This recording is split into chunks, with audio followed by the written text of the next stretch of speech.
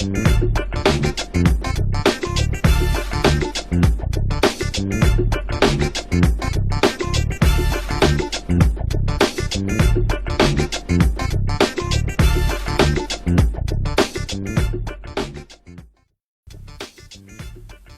folks, Roland Martin here, literally fresh off of the airplane from Sacramento. Coming up on Roland Martin Unfiltered for Wednesday, April 24th, 2019, 8 Democratic presidential candidates appear at a forum organized by women of color on the campus of Texas Southern University in Houston to address issues important to women of color. We have highlights from today's 3-hour discussion, the forum that took place in Houston.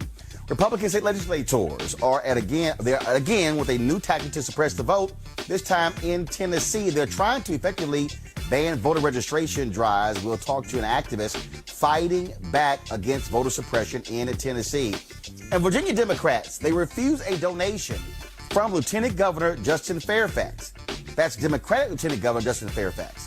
A Fairfax spokeswoman puts the party on blast. And the California Senate passes a bill outlawing discrimination based on natural hairstyles. We'll hear from the bill's sponsor. And Charlie Kirk, Candace Owens' buddy with Turning Point USA, he has been trashing Alexandria Ocasio-Cortez for her comments, or her lack thereof, about the Christians who were killed in Sri Lanka. But why is it in the last 3 weeks Charlie Kirk has said nothing about black churches that were burned in America? Oh, Charlie, I'm about to bust you in your fake Christianity. Folks, it's time to bring the funk on Roland Martin Unfiltered. Let's go. He's got it. Whatever the biz, he's on it. Whatever it is, he's got the scoop, the fact, the find. And when it breaks, he's right on time and it's rolling. Best believe he's knowing. Putting it down from sports to news to politics. With entertainment just for kicks, he's rolling. It's on go, y'all. It's Roland Martin, rolling with Roland now. He's funk, he's fresh, he's real, the best, you know he's Roland Martin now.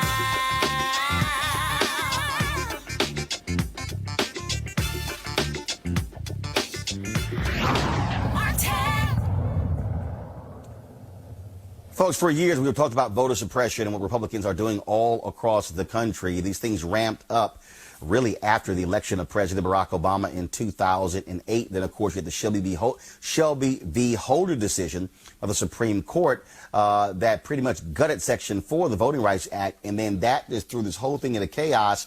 The Republicans, they continue. I mean, that was in 2012. This 7 years later, they are continuing their efforts for voter suppression. This Tennessee, where the Senate is taking up a bill that would essentially criminalize voter registration drives. Now, here's the deal. Close to 90,000 black voters were registered by the Tennessee Black Voter Project in the midterms last year.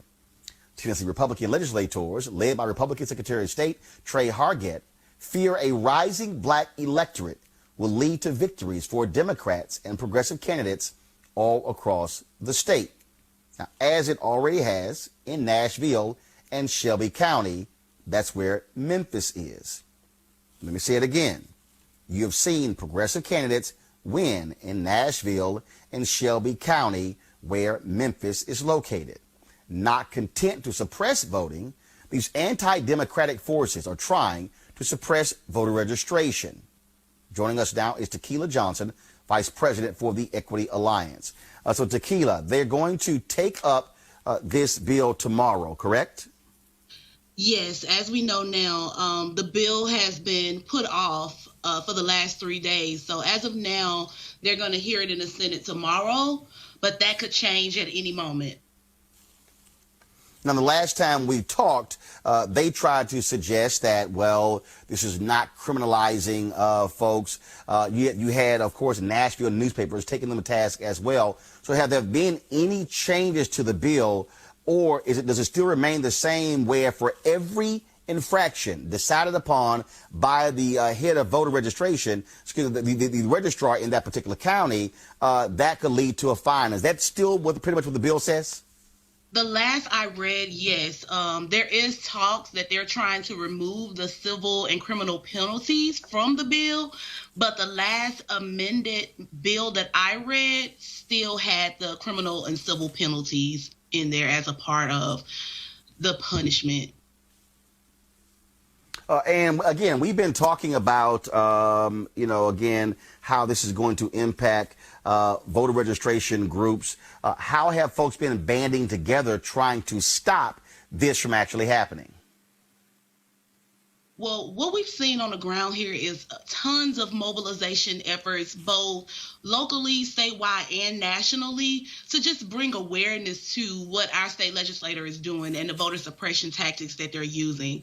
Right now, we have people all across the state going out into different counties, continuing to register voters. Lots of people have reached out about how can they help, how can they start a voter registration drive in their community.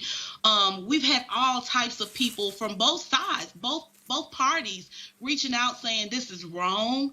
I think what our state legislator has done here is, in the process of trying to suppress voters and make it harder for progressives, they've actually shined a light. They've actually helped progressives because, like I said, there have been young people in particular from both sides speaking out about this that are just up in arms about it, as they should be. And again, what we're talking about here is slapping fines on the folks who are registering. That means any group out there, whether you have grassroots groups, fraternities and sororities, other groups who oftentimes do voter registration, this is going to have a chilling effect because people are going to be afraid where any mistake they may make, that may result in fines. And these groups can't afford to spend $10,000, $20,000, $30,000. Mm-mm. You're absolutely right. You have groups that are already very severely under-resourced that may receive small grants to do voter registration as a component of maybe some voter education or voter outreach program that are going to be penalized for making a mistake. One of the biggest things that stood out to me was on our Secretary of State's website, there are no clear guidelines as to what you can and can't do when registering a voter. In fact, our Secretary of State, as it stands now, basically leaves it up to the discretion of the different 94 county election commissions to determine how they're going to process forms, what constitutes a complete form, at what point are they going to take it upon themselves to reach out to the voter to continue completing the form. So it is very subjective. And their answer to this problem is not to let's work together and fix the process, but let's slap a bill. Let's create a new law that actually penalizes those groups on the ground that are doing the voter registration, but it doesn't hold a state accountable for making sure that there are clear and specific expectations set forth. All right, then. Well, we certainly appreciate it, Tequila. Keep up the good fight, and we'll keep putting pressure on and making folks aware of what's happening in Tennessee. Yep, thank you. I appreciate you, Roland. All right, thanks a lot. Let's go to our panel. Dr. Julian Malveaux, economist, president emerita, Bennett College. Michael Brown, former vice chair, DNC Finance Committee. Robert Patillo, civil rights attorney. Robert, I'll start with you.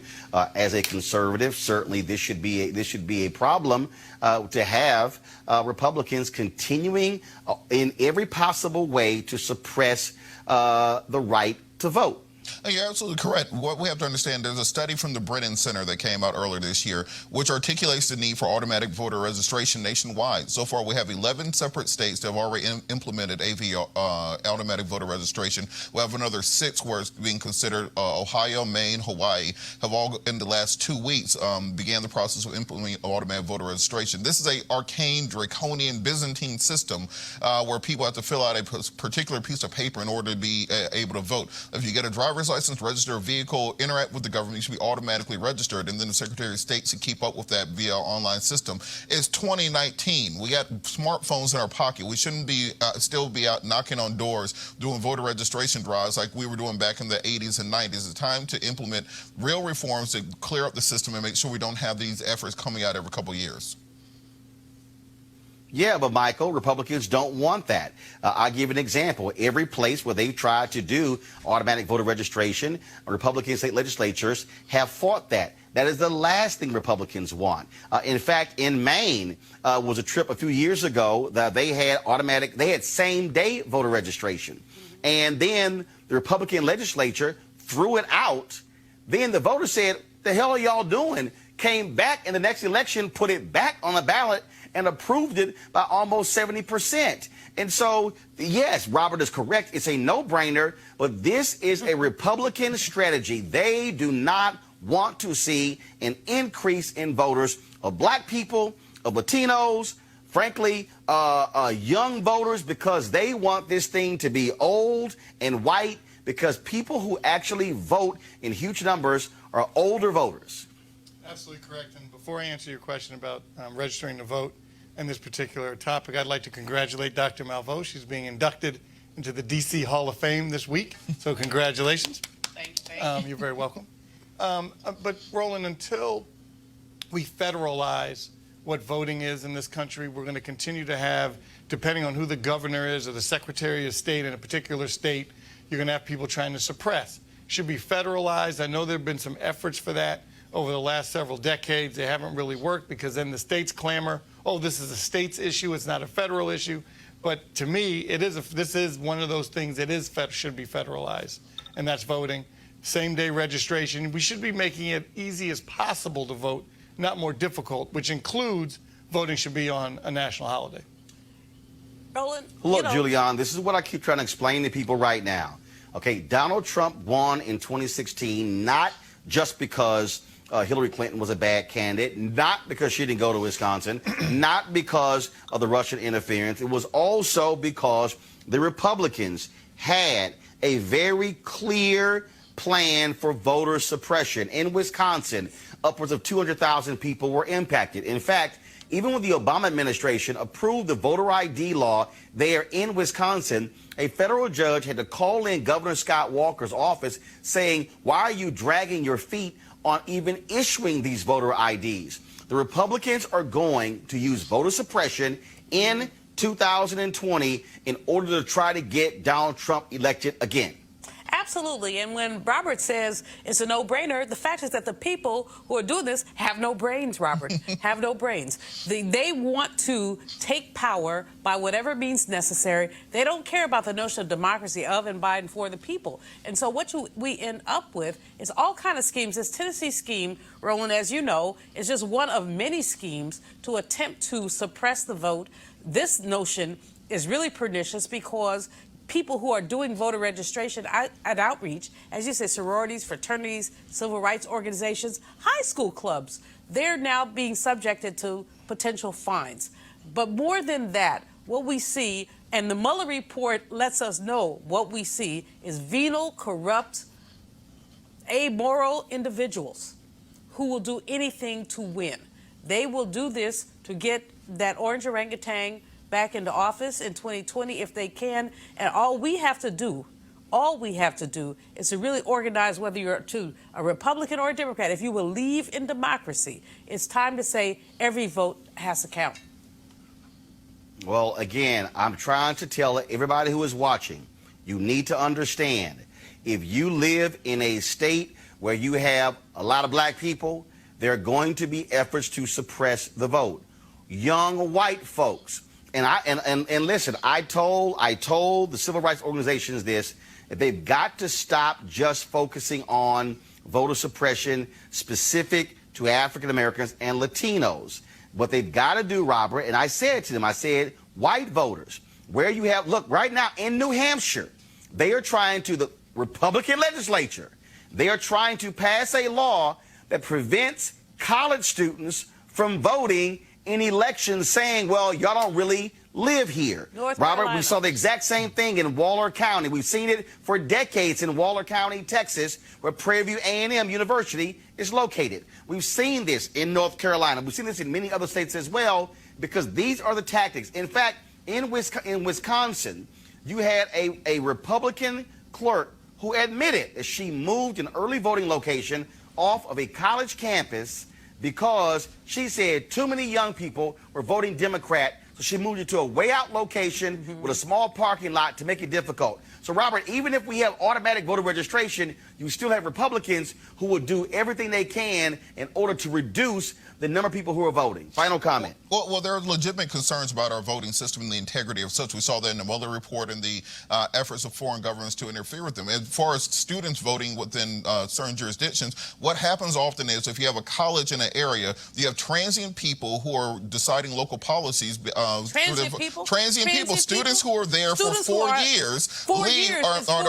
People who are there for a couple years. Robert, cannot Hold on, wait. Every 2, 3, or 4 years. Julian, wait. Robert, finish your point. The point is that local officials, if they do find that there is an outsized amount of people who are either transient, false voter registrations, we had the scandal a few years where people were paying people to create voter registration documents and therefore submitting false registrations. We do have to clean up the system. That's why I think the automatic voter registration system is the most simple way of doing so. Robert, were those people prosecuted? They absolutely were prosecuted, yes. But Roland. Now let me mention this question. Now, hold on. You just said transient people who are there 4 years. So, if I move somewhere and I live there 2 years, I can vote where I live, correct? Correct. But if that's your intention to become a resident there, that's one thing. No, wait. So what is the problem if you have college students who are there, and let's just be honest, they're 9 months, or you have some people who go to college year-round, they literally are being impacted by local policies. Why shouldn't they be able to vote? Well, if you are not a resident of that area, you should not be deciding local politics. I don't want somebody. You live in a dormitory. If you live on a campus, but if we're deciding property taxes, we're deciding school zones, we're deciding millage rates. We don't want people who don't live in that area deciding those things. No, but wait, Robert. Robert, why are you limiting what folks are able to vote on? They are there. Are they not driving on roads? Are they not living in those areas? Well, look, I'm wearing my Texas A&M shirt. Are they not I paying lived in Bryan, Texas. I lived in an apartment complex. I did not live on campus. I was a resident of Bryan, Texas. Why should I, because I'm a student at Texas A&M, even though I'm from Houston, why should I be able to vote? Well, because you should be voting on the local concerns where you reside at, where your mail goes to, where your car is registered at. That's where you're voting at, on the local issues that affect you. You should not be voting on someone else's issues. Okay, Robert. This is why that's nonsensical, Robert. This is why that's nonsensical. That's nonsensical. Here's the deal. I own a home right now in Texas. That's my homestead. I live in Virginia. I am still registered to vote in Texas. I still pay taxes on the home that I own in Texas. So, are you telling me that I should not be able to vote there? I'm making the exact. You should be voting in Texas because that's where you reside. That's where your domicile is. That's where you're a resident of. That's where you own a home at. You should. I do feel that I live here in Virginia. Your ability to vote on local issues in Virginia. Well, then you don't have a stake there in Virginia as you have in Texas. Now, Robert, please. No, Robert, that ain't flying.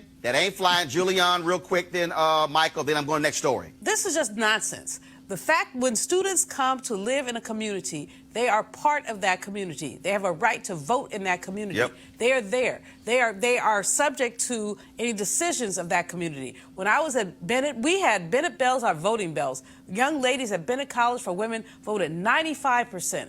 In Greensboro, as they should have. And then North Carolina tried to change the laws with some tricky-dicky stuff that said that they couldn't vote because they were only part-time residents. If you live someplace 9 months of the year, you are a resident. This nonsense of having some litmus test as to how and why you vote is nonsense. We need to have a universal voting for everyone. If you're over 18, you should vote in the community where you're domiciled. If you are on a college campus 9 months, Michael, and most of them are there 12 months of the year, you vote. That's all, Robert. Don't do that. Well, just like the census. Michael? Just like the census. With college students, they are counted in that particular city where they live, not where they're from. Boom! And that's like voting. Voting should be the same way. Yeah, guess what? They don't mind those college students being counted to get those resources, but then, we don't want you voting.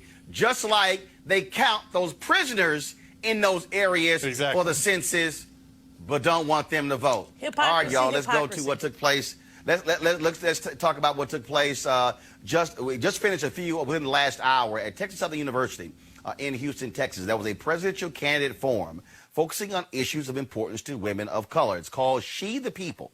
It's the first time ever you've had an event with this focus. Amy Allison, who launched She the People and organized the forum, told the Washington Post, "We want to change the dynamic that women of color had been taken for granted for decades." Also, this morning on the Tom Jordan Morning Show, I talked to Leah Daltrey, longtime Democratic National Committee official, as well as Latasha Brown with Black Voters Matter. They were also participants in this particular event as well. 8 candidates, 8 of the 20 declared candidates showed up at the particular event. Now, here's the deal. Because of the way it was structured, they only had space for 8. And so it was the first 8 people who actually showed up, and that's who participated. And so we have put together a compilation of various comments made. First up is Senator Cory Booker of New Jersey. The question, if you didn't hear it, is, will I pledge to have a woman running mate?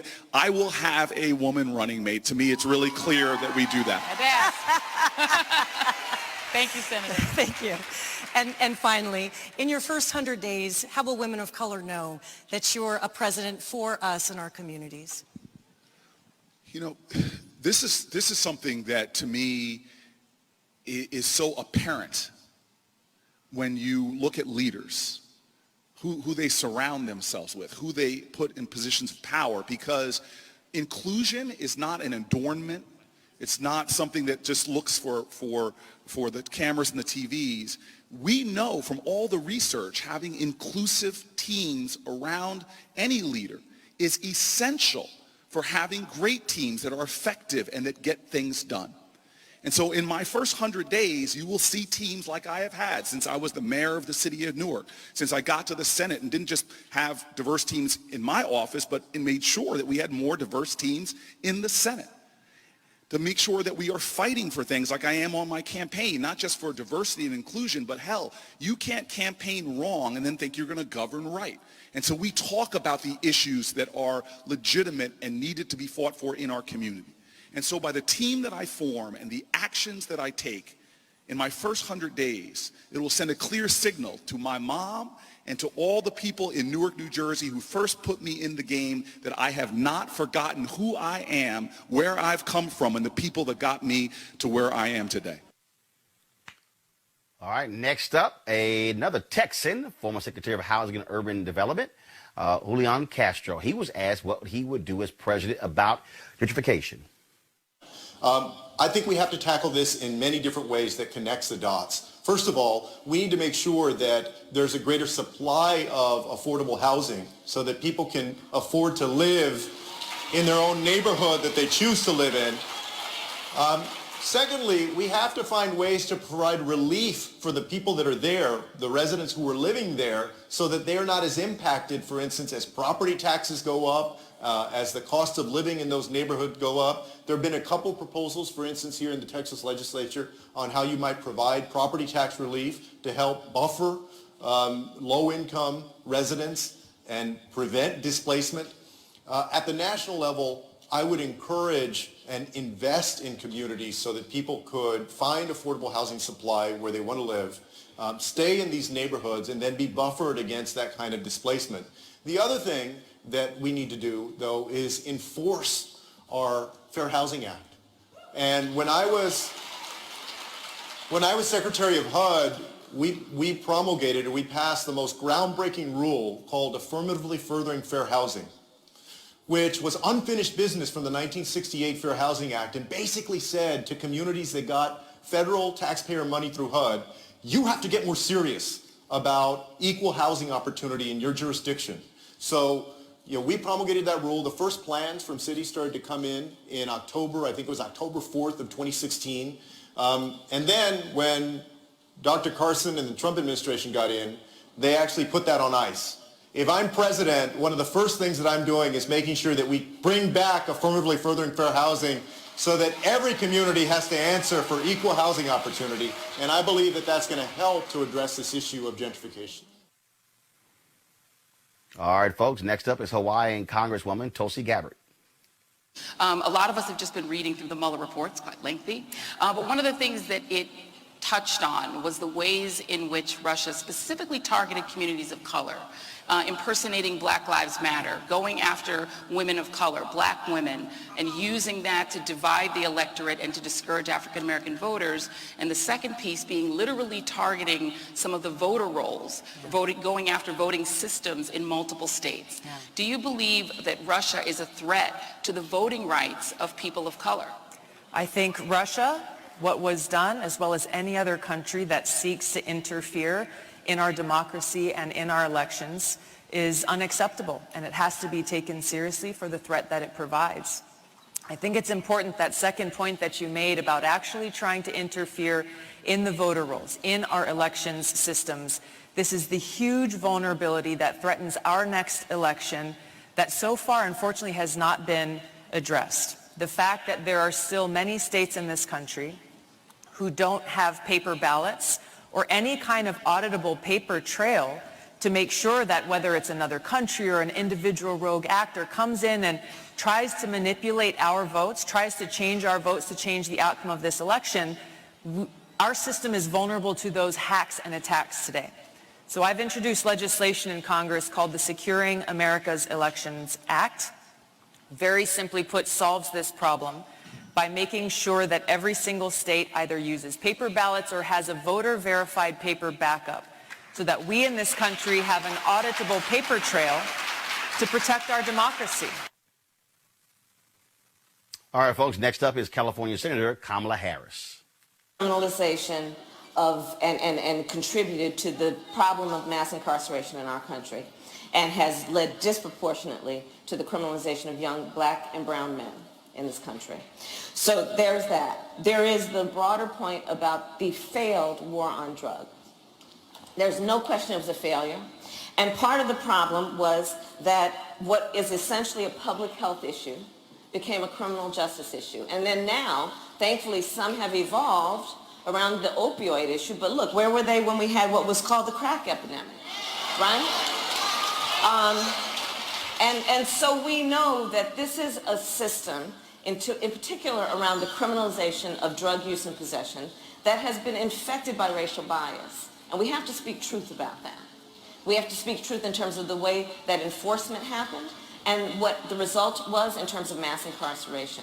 So one, we need to decriminalize and actually legalize marijuana use. Second, we need to deal with the real issue, which is the issue of undiagnosed, untreated trauma, in particular in poor communities and communities of color, which leads to predictable behaviors, including self-medication, because of a lack of public health resources in those communities, a lack of mental health resources in those communities.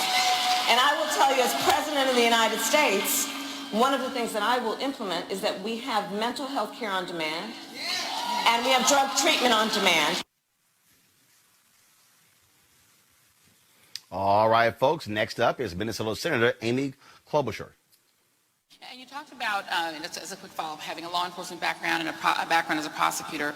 One of the reasons it's so rare for police officers to be convicted in cases like Philando Castile's and others, no matter what the circumstances, police officers get the automatic presumption, essentially a presumption that they are in the right so long as they can assert that they feared for their life. And it's really on the officer's word most of the time. At least that's the perception of most of the public. Do you support laws that give officers so much of a presumption of being in the right in shootings of unarmed civilians? Or should the laws be changed either to change that presumption and make there be more investigation, or to take the decision on prosecution out of the hands of prosecutors who are often working hand in hand with the police? Okay, so a few things on that. Obviously, we should look at those laws, or state by state, and I think they vary. But the things that I think are a problem, when I was a prosecutor, everything went to the grand jury. That's how we did it back then, when there was a shooting. And I think there needs some more accountability with the individual county attorney, in my case, prosecutor, looking at those cases themselves and owning what happens. I think the investigation should not be done by the police department where the officer worked. I feel very strongly, and I actually took a stand on this way back when I had that job before, that shouldn't happen. So I think you have to have a fair process when you investigate these cases. Here's a question former Texas Congressman Beto O'Rourke got from an audience member. My name is Sakiva Russell. I'm a member leader of Restaurant Opportunity Centers, and I'm a server in New Orleans where the minimum wage is just $2.13 an hour. What are your plans to ensure that all workers, including tip workers like me, get the full wages that we deserve so that we can feed our families without being harassed daily? Thank you for the question, for offering your experience as an example for the urgency with which we must meet this challenge. So yes, I support a $15 minimum hourly wage in this country for everyone without exception, regardless of your occupation. I want to make sure that you are protected from harassment and intimidation in your place of work. So I want to strengthen those protections and the accountability and justice for those who violate the protections that are in place. But I also want to acknowledge that a minimum wage is not going to be enough, especially when it comes to women of color. Women alone in this country are paid 80 cents on average what a man is paid for the same job.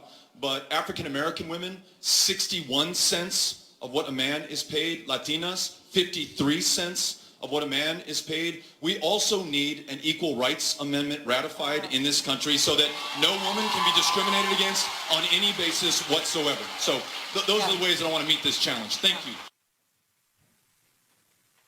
Folks, next up is Vermont Senator Bernie Sanders. And I think what the questioner is getting at is a phenomenon that is actually global. We're seeing it throughout Western Europe as well, as influxes of immigrants from the Middle East come in. You're seeing the same kinds of rises of white nationalism. Well, let me just say a word on that. That's correct. Yeah, so as president, what would you do to return the U.S. to global leadership on that issue? Well, you reverse exactly what Trump is doing. Trump is a cowardly, authoritarian president who is he hides the reality that he has tried to throw 30+ million people off health care, give huge tax breaks to billionaires, cut Medicare, cut Medicaid, and education. You can't win an election doing that. So what do? You do what demagogues in Europe and in this country have always done. You scapegoat. You go after immigrants. You go after people of color. You go after minorities. You say those people are the problem. It's not Wall Street. It's not the drug companies. It's not the insurance companies. It is undocumented immigrants. That is demagoguery. You're right. It exists in this country. It exists all over the world. And as President of the United States, our foreign policy will not be, as the current one is, to support authoritarian bigots all over the country. It will be a policy of supporting democracy and human rights. Last up, Massachusetts Senator Elizabeth Warren. She was asked about black mothers dying in childbirth. You know, I think everything that happens in government is ultimately about our values. But boy, nowhere do you see it more than measure the values that a country has by how it treats its mamas and its babies. And there is a specific problem, as you rightly identify, for women of color who are 3 to 4 times more likely to die in childbirth. And here's the thing.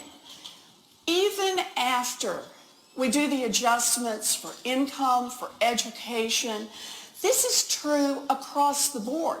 This is true for well-educated African-American women, for wealthy African-American women. And the best studies that I've seen put it down to just one thing: prejudice. That doctors and nurses don't hear African-American women's medical issues the same way that they hear the same things from white women.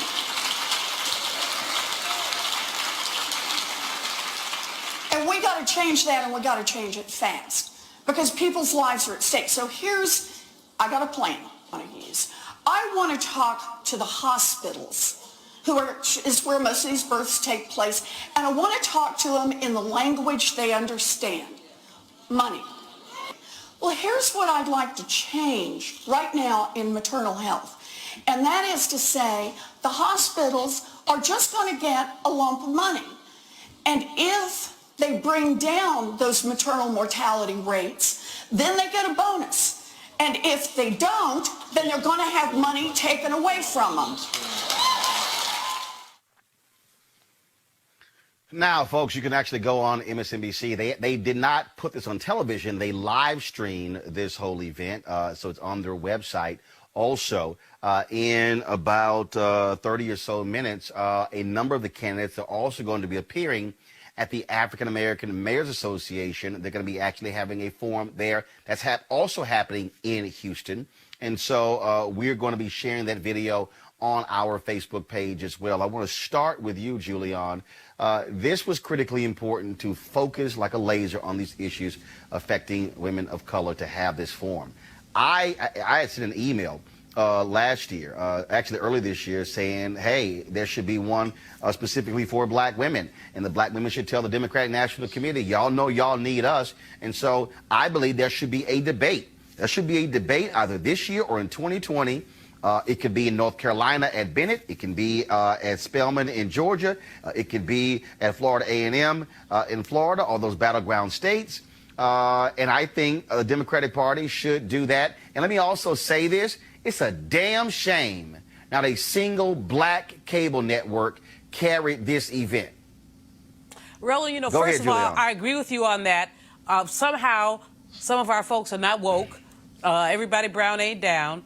This should have been carried live on the networks that will go unnamed right now. And kudos to you for making sure that we see this on Roland Martin Unfiltered. Secondly, you're absolutely right that there needs to be a conversation about black women, not women of color. Let me say this, black women. Because when we say women of color, we subsume a lot of things. The sister who stood up and talked about tip wages is an important conversation to raise, even as we have the Fair Wage Act that's been introduced, H.R. 1, talking about wages. And then you have these folks coming in saying, well, maybe we should have a regional wage. When you have a regional wage, you disproportionately affect black women. A third of black women would be positively impacted if we were able to get the wage up to the $15 an hour. So I think it's important to have this kind of conversation. I think it's also important to drill down. I like the fact that this occurred at Texas Southern. I'm not so sure that I was in love with the format. You have them coming on one after the other, and kudos to the sisters who did it. But at the same time, let's think about how to compare and contrast people's views about something. Kamala always comes up wonderful. Bernie always screams. I don't know what Beto does, and I'm still not a fan. None of this is useful. It's just my thoughts. Got it. Useful at this point. But what's useful at this point is to recognize this constituency as a key constituency and to pay attention to it. Michael. No, absolutely. And it's important to not just have this one time, but it has to happen several times. And frankly, it could happen all over the country. It doesn't just happen in one place. But frankly, African-American women, to Dr. Malveau's point, not just women of color, but black women have really been the backbone of the Democratic Party, probably right before my father was chair. And then, frankly, when all the black women came in as members of Congress was when he was chair. And black women haven't really been rewarded like they need to be rewarded. And now it's time. Now our women are obviously smart, they're talented, they know the issues, they can fight. And whether they're at the top of the ticket or the number 2 on the ticket, either way, you will see, I think, a person of color on the ticket in 2020.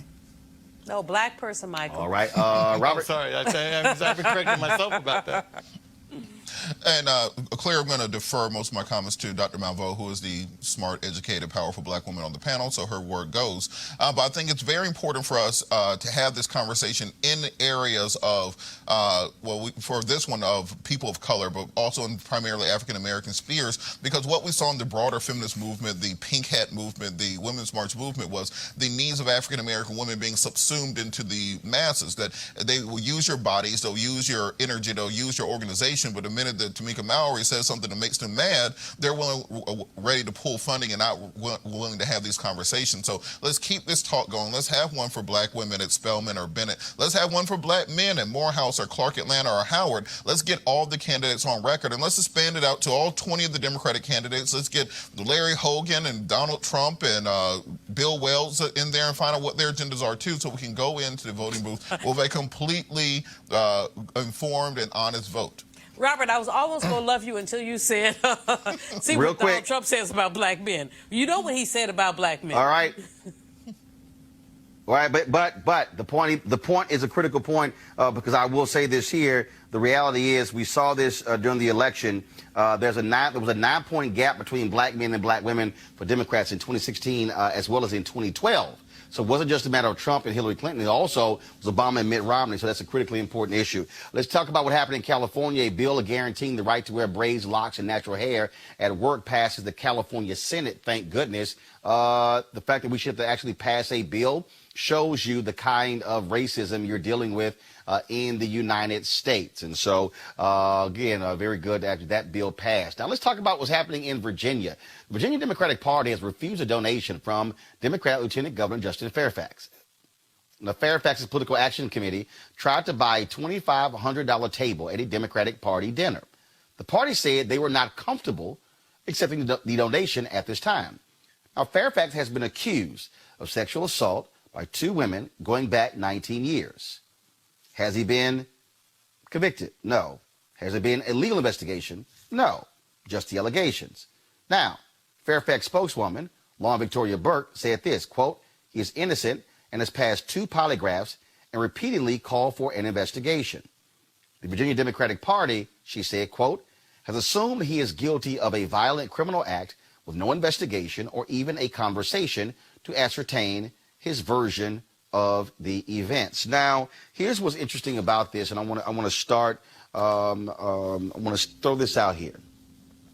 This is the same Democratic Party that, when he was running for lieutenant governor, would not let him speak at their state convention, even though he had already been given. Robert, we have some things going on here with the Virginia Democratic Party and Justin Fairfax. He ran for attorney general, barely lost. He came back, ran against the person who Terry McAuliffe wanted to be lieutenant governor, beat her. Then he won in the general campaign.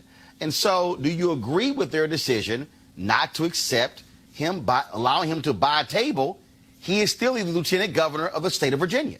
Absolutely not. You're innocent until proven guilty. I know previously I've said that Fairfax should have stepped down, and this is part of the reason that I thought he should have stepped down, because of the blackballing that he's going through now. So now you're becoming a political pariah where you can't move your agenda forward, where you can't get things done. But as far as the Democratic Party goes in the state, they have a responsibility and a duty to serve him just as they do any other candidate. Did they deny the donation from Northam, Coon Man? Did they deny the donation from the attorney general who also wore blackface? That they denied the donation from other Democratic officials who have been caught in other scandals? No, it just seems that they are coming down on Fairfax, and he is being blackballed by the state party. They want him to go away, and we can't let it happen. You know, Roland, Julian. This is troubling to me because while many feminists, myself included, say believe the women, we know from black history that believing the women can often put you in a quagmire where black men have been unfairly accused of rape and been lynched because of it. I'm not saying anything about Dr. Tyson or the other lady, Meredith Watson, about their accusations. What I'm saying is that Justin Fairfax maintains his innocence, and we should, if there's no due process, accept that. I'm concerned that the Virginia Democratic Party, as Robert has said, has a history with Justin Fairfax, and it's a history of hostility. They did not support him even as he was the Democratic nominee for governor, for lieutenant governor, rather. And so we have to look at this and peel back the layers. This is not simple. It's intersectional, and there's some racism involved here, as well as some real legitimate questions about what happened between Mr. Fairfax and those women. If I were, it's a hard place for the Democratic Party to be, but if he wants to seat pastors and others at a table to have networking opportunities, he may not even show up himself. I take the money. Michael. If I were the lieutenant governor, I would show up and go anyway. And clearly, and put the party in a defensive posture, because what are they going to do, kick him out with his detail? No, they're going to let him in. He'll probably sit at somebody else's table, and you force them to put them on the defensive. It's a Democratic Party, state party function. He needs to be there. He should go anyway for free. All right, folks, going to a break. We'll be back on Roland Martin Unfiltered in just a moment.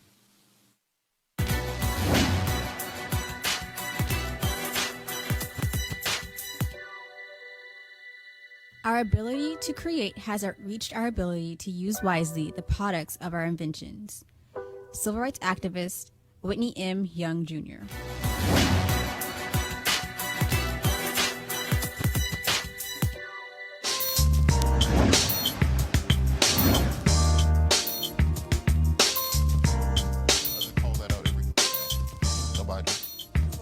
All right, folks, our HBCU Giving Day University is Texas College. They are founded, of course, in 1894, located in Tyler, Texas. Notable graduates include Johnny Thomas, Irma P. Hall, and Mildred Faye Jefferson. If you want to support Texas College, go to texascollege.edu. That's texascollege.edu. Or you can support your own pick, if you will, of a HBCU. And so it's important for us to support our institutions. That's how valuable they are. All right, folks, Southern University in Baton Rouge, Louisiana, has been awarded a $50,000 campus improvement grant through Home Depot through their Retool Your School grant program. The program awards grants to HBCUs to make sustainable improvements to their campuses. The grant will be used in the beautification of the iconic popular part of the bluff overlooking the Mississippi River. So certainly congratulations to Southern University. Also, of course, the mobility grant that Ford is going to be providing is going to be announced in a few weeks. Of course, we've been promoting that. We're going to share with you exactly the winner of that particular event. And don't forget, on Monday, I'm going to be broadcasting live from Greensboro, North Carolina, with the American Heart Association. They have an initiative where five HBCUs are competing to receive one of their year-long grants to deal with the issue of heart disease. And so we're going to be broadcasting from Greensboro, from the Civil Rights Museum in Greensboro. So we're looking forward to that. So we're glad to see all the different people who are supporting and working with, of course, HBCUs. Guys, I want to talk about this this real quick here, and that is, I'm not going to play the video because I don't want to even hear what he has to say. But Donald Trump says he will go to the Supreme Court if Congress tries to impeach him. Wouldn't it be nice, Robert, if we had a person sitting in the Oval Office who actually read the Constitution?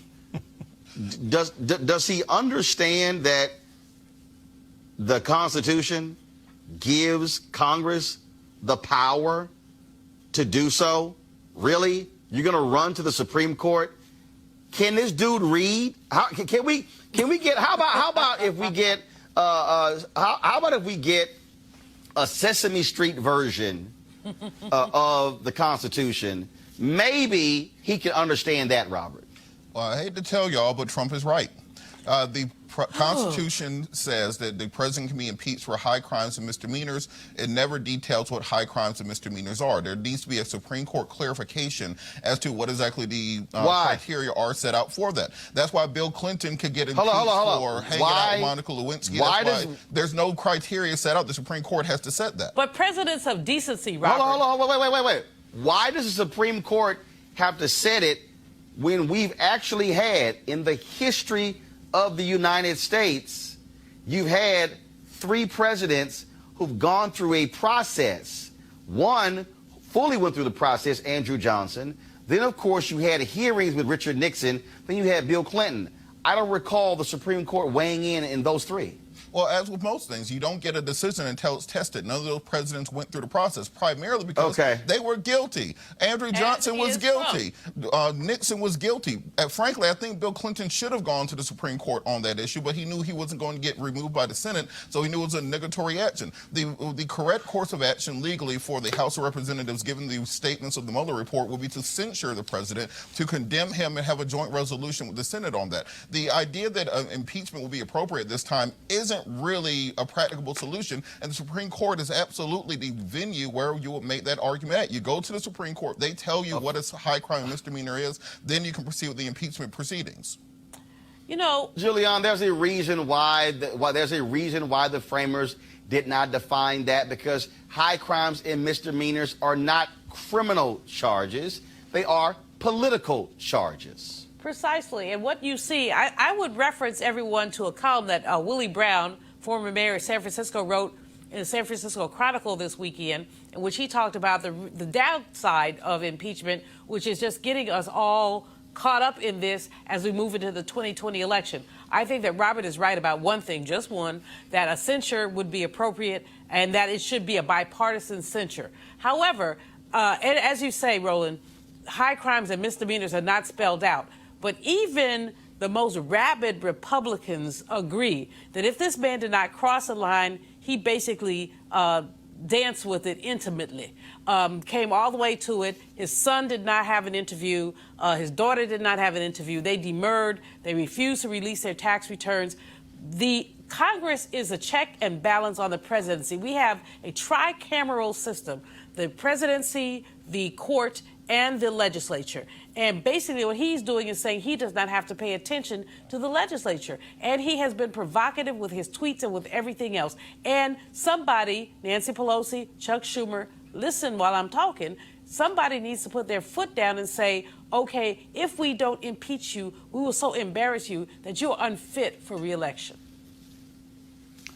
Michael, before you speak, I'm going to read something here that may not sit well with Robert. On January 13th, 1993, Supreme Court Chief Justice William Rehnquist said this here. On behalf of a unanimous court, he ruled that authority over impeachment trials is, quote, is reposed in the Senate and nowhere else. Supreme Court doesn't have to define it. They've already made it clear. Impeachment lies with Congress. Nowhere else.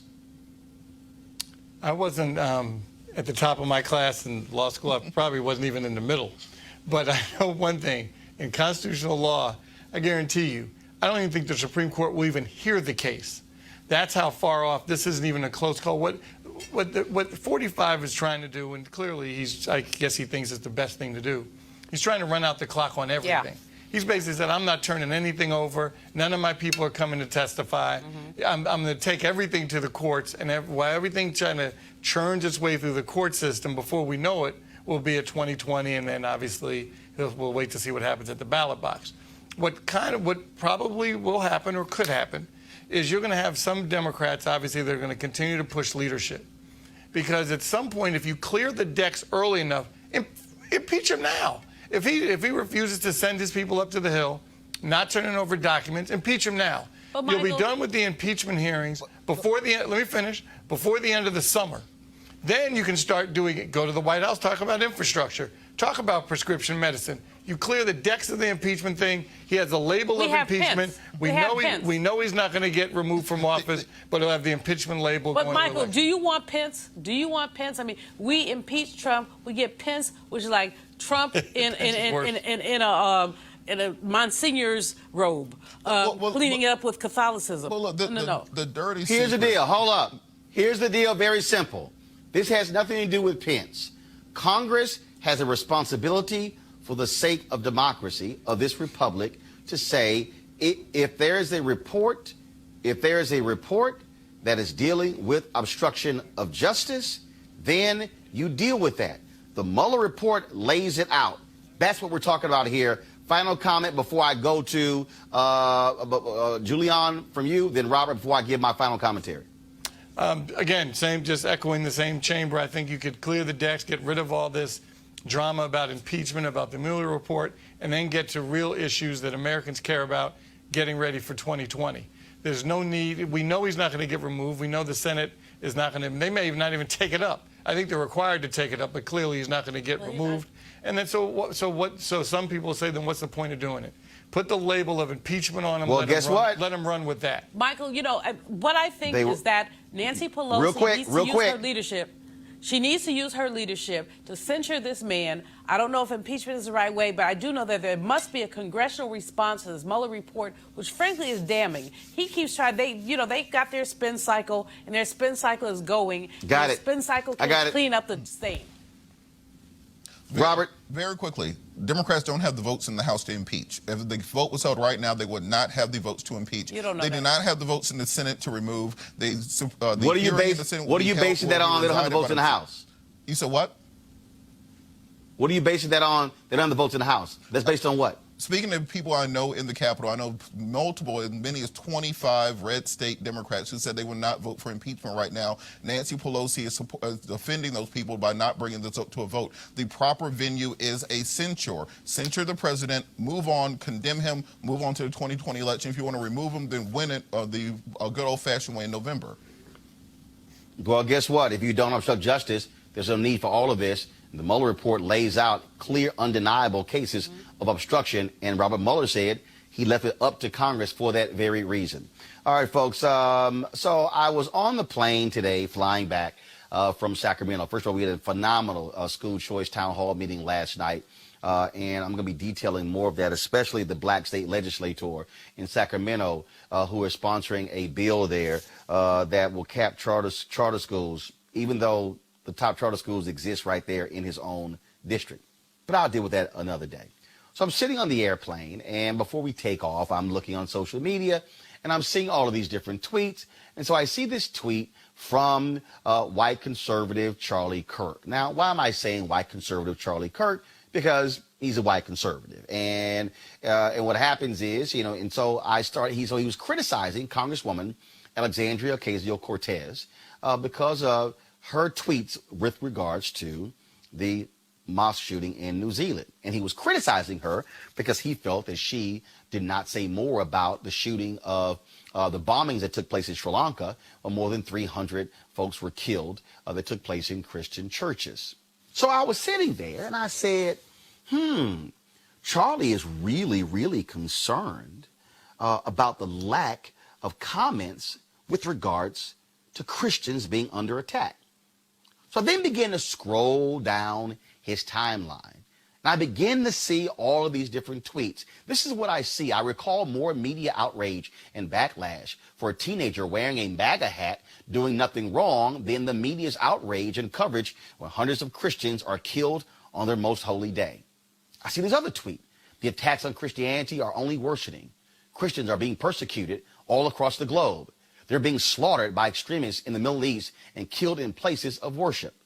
The media seems to always quickly move on after these attacks. That's what he wrote. Check this out. He tweeted, I don't know what an Easter worshiper is.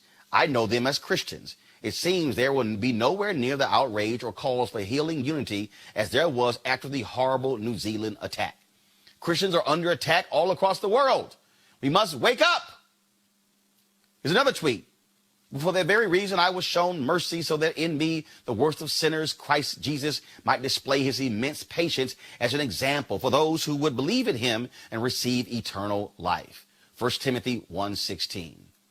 I bet Donald Trump has no idea about that. Okay, so we didn't pull all of them. I wanted all of them because there were multiple tweets where Charlie Kirk was talking about Jesus and Christianity, these attacks.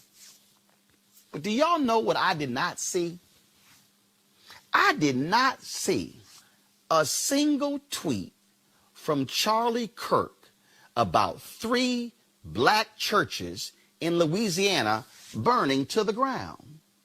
See, don't you find it ironic that Charlie Kirk, Mr. Jesus, Mr. Christian, Christians under attack all across the globe, yet he couldn't find any time to tweet one time about black churches being burned in Louisiana. In fact, if I recall, the first national story was in the New York Times on April 3rd. Today is April 24th. That means that Charlie Kirk has had 3 weeks. He's had 3 weeks to literally send a single tweet out about black churches burning in Louisiana. They found time to talk about the burning of the cathedral, Notre Dame. He found time to talk about Christians being persecuted and the bombing in Sri Lanka. Took his time to trash Democrats for not commenting on other issues. In fact, if you go to his tweet, he's all these tweets talking about Donald Trump and black unemployment and the First Step Act and all these great things he's doing for black people. Yet Charlie Kirk, Turning Point USA, white conservative evangelical didn't say a damn thing about 3 black churches in Louisiana burning to the ground. I didn't see Charlie Kirk say that he was going to send out a tweet to Turning Point and have them contribute to the fund that has raised $2 million to rebuild those churches. Well, maybe Charlie Kirk is following his supreme leader, because see, in 3 weeks, Donald Trump has said nothing about black churches in Louisiana being burned down. Oh, Michelle Bachmann, former congresswoman, she said that Donald Trump is the most holy, godly president she's seen in her lifetime. Yet when 3 black churches burned down, nothing from the White House. Oh, did I also tell y'all that it was a white supremacist who was arrested for burning the churches down? Did I also tell y'all that that white supremacist is the son of the deputy sheriff where those churches are located? See, y'all, this is what I keep trying to explain to y'all. White conservative evangelicals, a lot of them are some fake-ass Christians. Oh, yes, I cuss for a reason, because they're fake. Because, see, they don't actually care about black people. They don't actually care about black churches. They don't care about black Christians. See, what they want to uphold is white Christianity. And see, when you hear them go all around talking about Sri Lanka and what's happening in the Middle East, don't y'all find it convenient? It's sort of like the people, these same white conservative evangelicals, who could go build wells, water wells in African nations, but surpass poor folks in America. They'll skip over poor black people in America to go run to see some people in Africa. Because see, y'all, that's what they've always done. And so I say, Charlie Kirk, I don't want to hear you criticize anybody about the Christian churches that were bombed in Sri Lanka. I don't want to hear anything. I don't want to see any of your Jesus tweets. I don't want to see any of your, oh, how Trump is this great person for black America. You see, I'm going to tell you this, but I'm going to close it on this one here. Michael Williams is a black Republican. Michael Williams worked in the Bush administration and the Reagan administration. Michael is a friend of mine. Michael lives in Arlington, Texas. Michael was going to host a fundraiser for a Republican candidate who was running against then Democratic Congressman Martin Frost. This white Republican was trying to oppose Frost. And so Michael and his wife Donna were going to hold a fundraiser at their home for said congressman. Well, at the time, there were some black churches that had been burned across the country. Donna, Michael's wife, said, is he going to say anything about the black churches being burned? Michael calls him to say, hey, are you going to make a comment? And they said, well, no, we're not going to make a comment. Then Michael said, wait, hold up. It's a black churches being burned. Now, mind you, the same white Republican was traveling, had a plan to go to black churches with J.C. Watts to get their votes. Michael asked again. Michael said, are y'all going to make a comment about black churches being burned down? They literally said, we don't want to pander. Mike said, wait, hold up. Y'all going to black churches with a black member of Congress, but you think it's pandering to make a statement about black churches being burned? Mike went back and told Donna. Donna, Prairie View A&M graduate, great engineer. Donna said, ain't no man welcome in my house if they are too much of a coward to speak out on black churches being burned. That fundraiser never took place by Michael and Donna Williams. It never took place in their house. Because, see, Donna, a Christian woman, a black woman, an HBCU graduate, said, ain't nobody welcome in my house who's afraid to speak about black churches being burned down. Y'all need to understand, white conservative evangelicals like Charlie Kirk don't give a damn about black people. All that crap he tweets about black unemployment and criminal justice reform, no, that's all BS. Charlie, stop talking about Jesus, because if you don't have the guts or the courage to even show sympathy for 3 black churches being burned down, you are as fake a Christian as I see fake handbags in a swap shop all across America. You are a joke. I am the husband of an ordained pastor. I am a Christian book author, and I could have the decency to speak about the attacks on Christians. But y'all can't even talk about 3 houses of worship being burned down. You know why? Because they're 3 black churches. Charlie Kirk, you've exposed who you are, and we know exactly who you are. And you can take your little girl, Candace Owens, and go wherever y'all want to, because the reality is y'all don't care anything about black folks. Michael, Robert, and Julianne, I appreciate all of you being on my panel today. We want to thank all of you for watching the show. Tomorrow, I'm going to be broadcasting from Virginia Beach, Virginia, along with the folks with XQ America, where they're having one of their events there. Pharrell is having his music festival in Virginia Beach. We'll be broadcasting the show from there tomorrow, so we look forward to that. And again, we also want you guys, if you want to support Roland Martin Unfiltered, please go to RolandMartinUnfiltered.com. Please join our Bring the Funk fan club. You can give.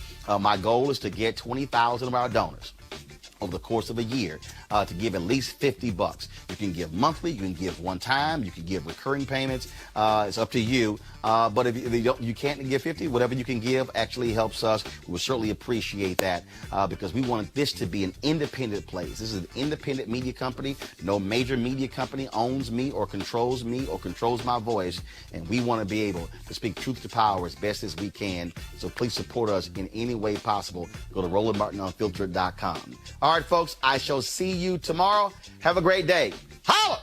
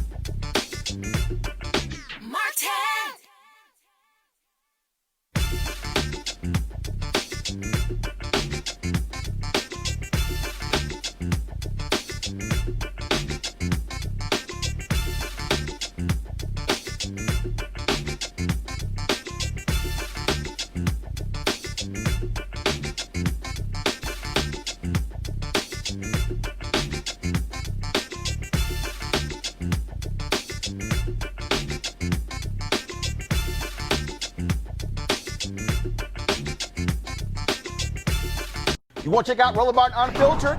YouTube.com/Roland S. Martin. And subscribe to our YouTube channel. There's only one daily digital show out here that keeps it black and keep it real. It's Roland Martin Unfiltered. See that name right there? Roland Martin Unfiltered. Like, share, and subscribe to our YouTube channel. That's YouTube.com/Roland S. Martin. And don't forget to turn on your notifications so when we go live, you'll know it. Hey fam, want to check out Roland Martin Unfiltered, the blackest show on all of digital, cable, and broadcast. Check out our audio podcast. There's only one daily digital show out here that keeps it black and keep it real. It's Roland Martin Unfiltered. Press play. You want to support Roland Martin Unfiltered?